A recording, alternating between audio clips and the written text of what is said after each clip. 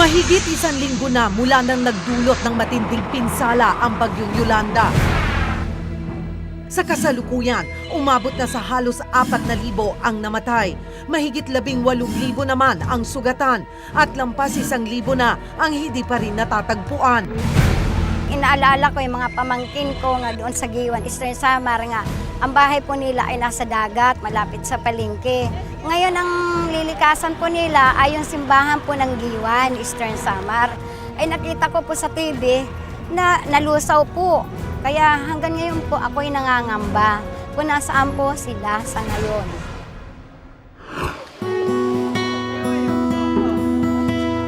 We have 10 million worth in collection. Ito po yung actual na natanggap po natin dito. That's on top of the 30 million that we were able to raise during the telethon.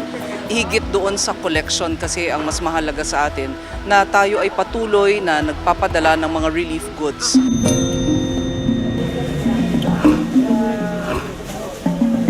Sa ngayon, we are targeting to give to 100,000 families. As of today, ang napadala natin sa ground ay 60,000 food packs already.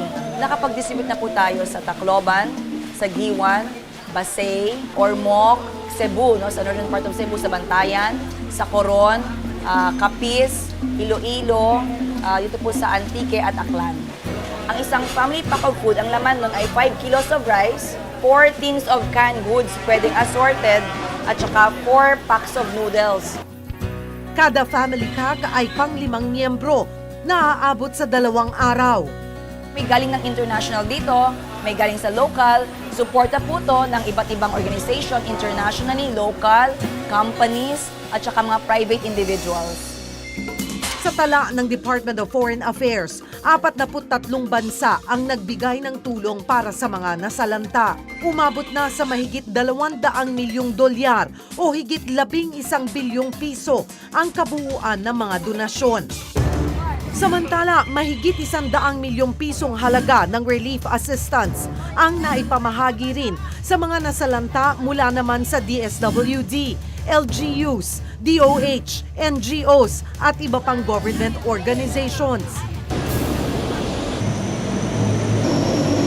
We started our air operations the day after the storm. By Monday, nadagdagan po kami kasi nandito na po yung ating ally, the United States. By Wednesday po, nadagdagan na naman by additional C-130s from the United States, from Australia, from Malaysia, from Korea, from Thailand, and Japan, to name a few. 14 na flights kada araw ang nagagawa sa 20 C-130 na available para magdala ng relief at kumuha ng survivors. Sa ngayon, mahigit 6,000 survivors ang naihatid na sa Villamor Air Base.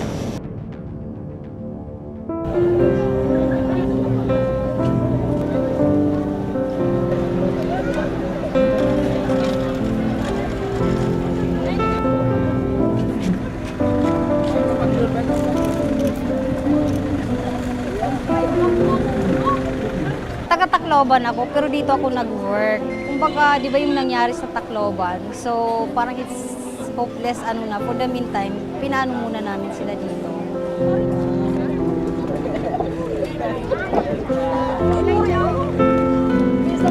13 po kami lahat na dumating.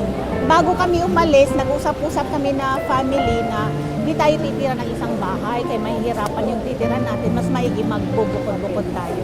Kaya plano ko po pagdating namin dito ng Rosario, papatuloy kong pag-aaral ng mga anak ko. Kasi mahirapan, matatagalan pa bago maka-recover yung Tacloban. Patuloy na umaasa at dumadalangin ang mga biktima ng bagyong Yolanda na balang araw matatanaw din nila ang pag-asa at muling babangon